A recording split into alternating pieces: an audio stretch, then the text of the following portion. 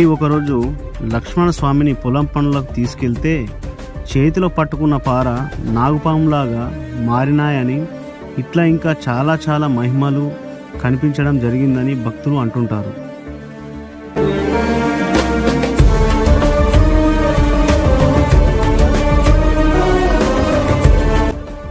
ఇలా జరుగుతూ ఉండగా లక్ష్మణస్వామికి ఒకరోజు కలలో పరమశివుడు ప్రత్యక్షమై, నేను ఈ గ్రామంలో కొలువు తీరబోతున్నానని, నాకు ఆలయం నిర్మించమని ఆదేశించారట.